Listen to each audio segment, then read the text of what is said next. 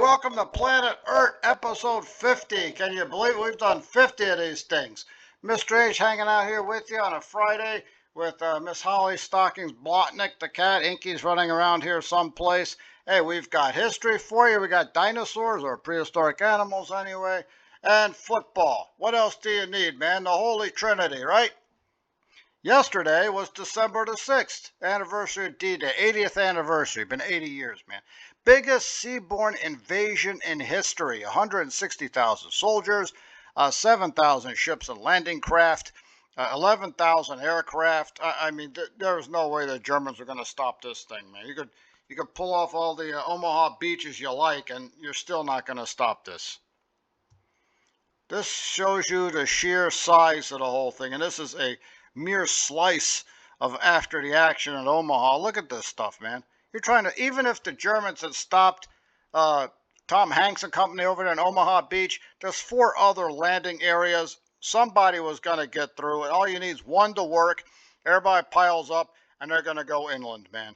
One German soldier, I read, he looked over the battlements when the bombardment started, saw all those ships out there and all the landing craft coming, and he said, "We just lost the war." Exactly, pal. It's over. You can try and hold it off, but in the end, you're going to get crunched. This is my favorite picture from D-Day.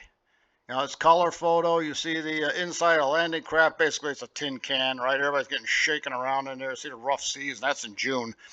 I wonder how drunk all these guys are. Yeah, you certainly did not get on there just thinking, I'm going to be fine. A lot of thoughts going through their minds there, man. Oh, some of those guys lied about their age. Yeah, people as young as 16 in this thing, man. Yeah.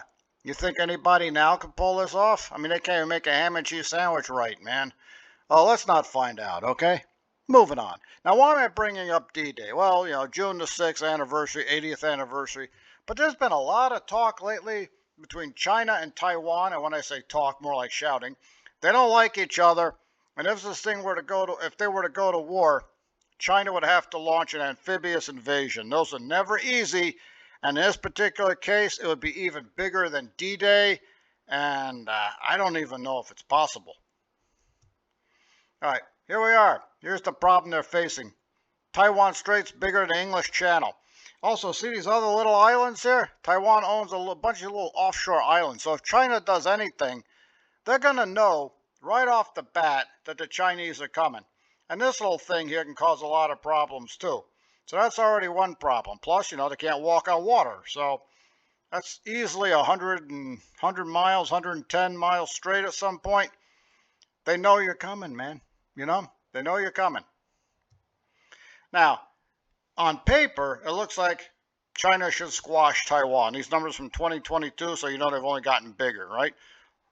Navy, look at the Navy here. Look at it. It's got 1 aircraft carrier. Taiwan doesn't have any, but the whole island could be an aircraft carrier. 24-4 on the destroyers, 32-22 on the frigates, so a little bit closer there. 52 landing crafts over here, 39 subs against 2, 70 fighters against 300. Pretty good size for Taiwan, no? 250 bombers zipped there for Taiwan. Transport craft, not really going to matter too much there for Taiwan. 416,000 soldiers ready to go for China. You know they got a lot more. Those are guys close by. 4,400 tanks. Look at all that artillery. So you're figuring, what's keeping China from squashing Taiwan? Here's that map again. What's the answer? Yeah, can't walk on water. So it's going to be a little bit tough. You have to get all the way over there across this strait to Taiwan, who's been waiting for this invasion for 70 years. You don't think they've, scoped out the beaches and everything? And once you get there, it's going to get rough. And there's also other complicating factors, like a possible U.S. intervention, U.S. strategic ambiguity. Will they defend Taiwan? Will they not defend Taiwan? That's a big question, because if the U.S. defends Taiwan, this thing just got complicated by by a factor of 10. If the U.S. stays out of it, China might pull it off, but there's no guarantee because, like I said, this is one huge undertaking. Go back here in 1944. Now, when the Allies invaded France, geography and other factors were helping them. First of all, look at the English Channel, right? You could tie off this end, tie off that end, and you've got naval superiority. The U-boat threat's been beaten into oblivion. The Kriegsmarine surface fleet was never much of a factor, caused some problems, but they weren't going to stop everything. So they've got control of the sea. They've also got control of the air. The Wehrmacht is spread between, France and Russia. It's not what it used to be. U.S. got total air superiority. So once they hit the beach, and it's going to work because 5 landing, somebody's going to work. They got going inland. It's fairly flat, light woods. I know I got the hedgerow country. But anything that gets pulled up out of France to attack, the Allies going to get destroyed by the air power. They're not going to be able to stop this thing. So absolutely no chance. Plus the other factor is that the Germans fighting in France. It's not like they're fighting for the homeland. Once you got closer to Germany, casualties start going up among Allied forces. So they got control of the sea, control of the air. The geography is favoring them. This thing, no way you can mess this thing up. Now we apply that back over in here. Look at this. Try to tie off the sides. Much bigger. And this is assuming they're just fighting Taiwan. There's only 2 subs. We don't know where they are. Could wreak a lot of havoc. If the U.S. gets involved with 39, we've got like 50-something submarines. Even if 25 of them show up, could cause a lot of problems. Talked about these islands here can cause all sorts of issues. Listing posts, just firing missiles around. This could be a problem. Plus, air superiority. It's not like they've been bombing Taiwan this whole time. Yes, they've got more planes than the Taiwanese, but they can wreak a lot of havoc on the landing forces. And then the landing forces, they're going to have a problem. If they make it to that beach, it's going to get really, really bad. How are they going to get there? Well, we got the Type 71 amphibious transport dock. They got about 52 of these things, maybe a few more. Each one of these can hold 800 soldiers, about a battalion. Marine battalion's 800. Also holds, a dozen tanks, got some landing craft on this thing. You see a design flaw already? Yeah, me too. Everything has to come out the back. So the landing craft spins and comes around the back, takes a little while. The tanks, amphibious tanks, have to come out around the back and everything. Maybe the guns up here can provide some cover, but that takes time. And amphibious invasion, the more time you spend on the water, the more vulnerable you are. Now, let's say the Type 71 makes its way over there, all right? So they got 50 of these things, a battalion. We're looking 45,000 people in the first wave, assuming everything goes right. Then they got to go back, pick more people up, come back. So they got to get on the beach, hold the beach, and wait for more people to show up. How are they getting on that beach? All right, we got the Type 726 hovercraft. They got 4 of these on each Type 71. Look kind of cool. Look like fun to ride, right? So they got to get there and get on the beach and then get back. Here is what we call the ZTD light tank. It's fully amphibious. It can actually fire when it's in the water. All right, don't look like much, but they just need to get to the beach. And look at this glacis over here. Stuff hits it, it goes down. Not up and bounce into somebody, down. That's really all you need. Once it gets to the beach, it can provide support for the infantry guys. They're going to get behind this thing, no doubt about it, right? So, like I said, this needs to get to the beach. I'm not, it doesn't look that great, but you never, ever judge a book by its cover. It's amphibious. It's got to be small, got to be light. So they have to take the beach, hold on, go in a little bit, and wait for the heavier forces to come in. Now, once again, we hit the beach. Let's say the Chinese get to the beach, they hold the beachhead. This side of the island, the west side, it's kind of flat, but the capital, Taipei, is up here. So even if you land here, you got to fight your way through this. There's a ton of mountains over here, man. And if you stay on the coast, look at these rivers. They go east to west. You got to cross the river. Who's on the other side? Yeah, somebody doesn't want you there. So if you land here, you got to fight the river. Got some mountains, more river, another river. Taipei is up here, big city. It's not going to be easy to take something like that. So the landing has got to be up here someplace. Because the further down here, it's going to be harder to go. But on the trade-off, if you land up here, your supply line is going to be more exposed. So once again, you got to win control of both the sea and the air. And then you march forward, and it's not going to be easy. And even if you take Taiwan, you grab this whole thing, Taipei, this whole thing here, there's going to be attacks coming out of mountains for a very long time. You're going to have to walk in there, and it's going to turn into Thermopylae every 10 feet. So China, you've got a really rough task ahead of you. And remember something, not only does Taiwan have allies, China has no real experience at any kind of military things since 1979, certainly not an amphibious invasion like this. The Allies already had experience both in North Africa and Italy. So they're just coming from a standing stop to the biggest invasion in history.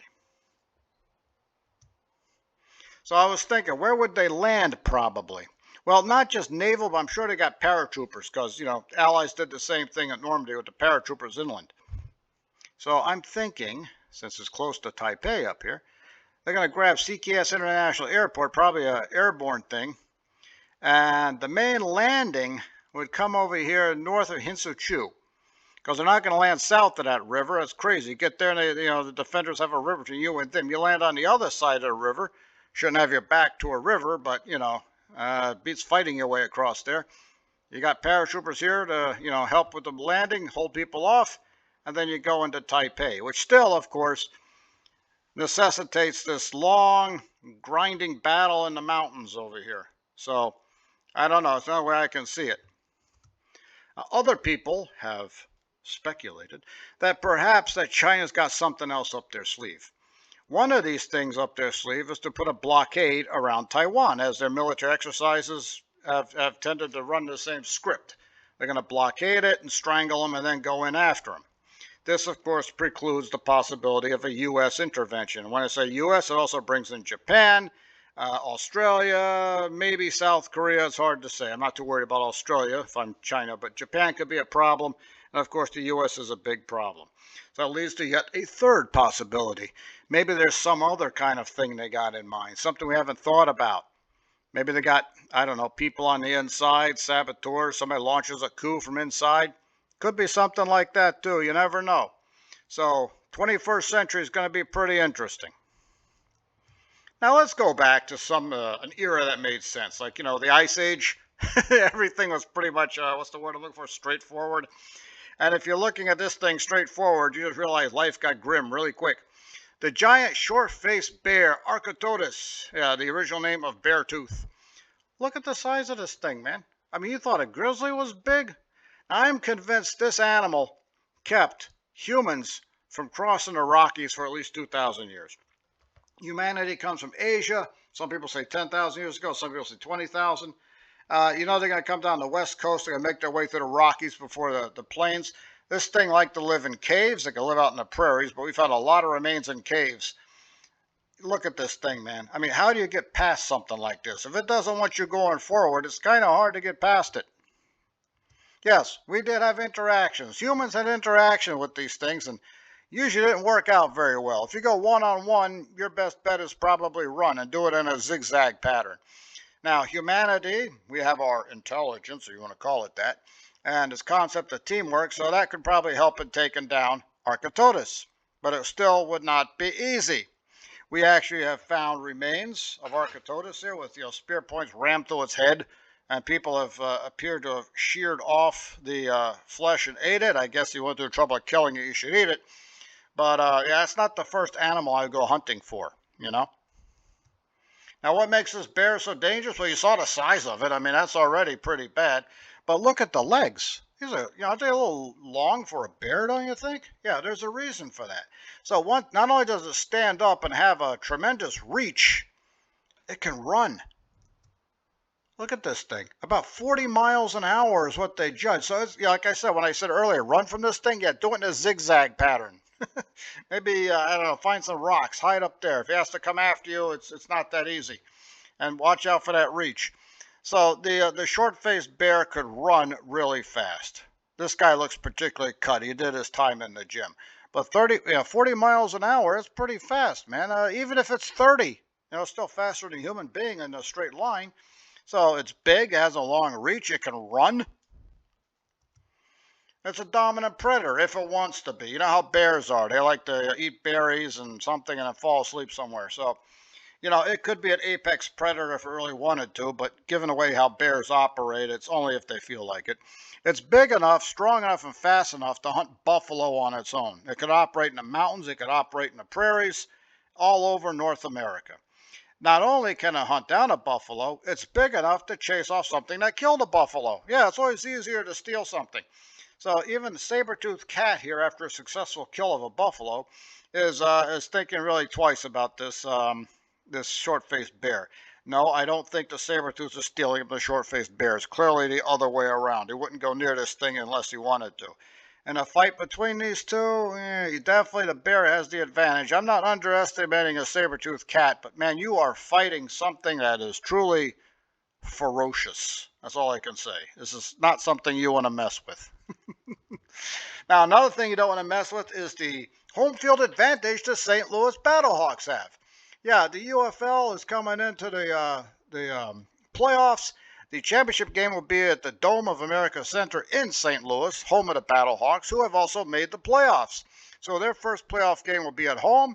Should they win, they will be having a championship game literally on their home turf. Here are the standings that finished up. Over the XFL Conference, St. Louis and San Antonio ended up tied. St. Louis got the tiebreaker, beating San Antonio both times. So San Antonio lost last week, heads into St. Louis for a second straight week to do battle with the Battlehawks. Should they win, stay in St. Louis.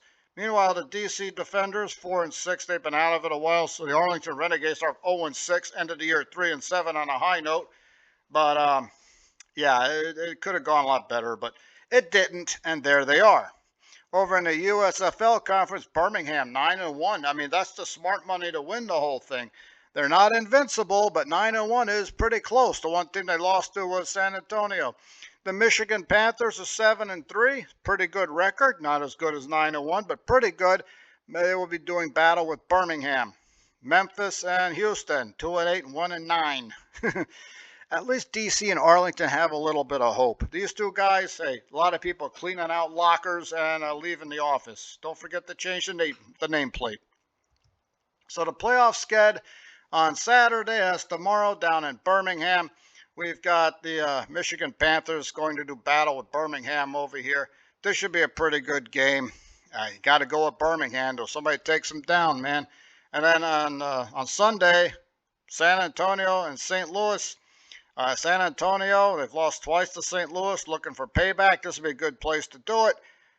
You know, home field advantage, you can't underestimate it, man. But, you know, like I said, it's why they play the games, right? So then the championship game will be on June the 16th, and we'll see who gets there first. So you guys have yourself a fantastic weekend. I hope everything works out for you. If it hasn't worked out so far, don't worry, it's happening. We'll make it happen, okay? So you guys have a fantastic day. Don't forget to like and subscribe. And, hey, check out Mr. H's book, Heaven's Tale, on Lulu.com. Have a great day, and I'll see you next week. Das vidanya.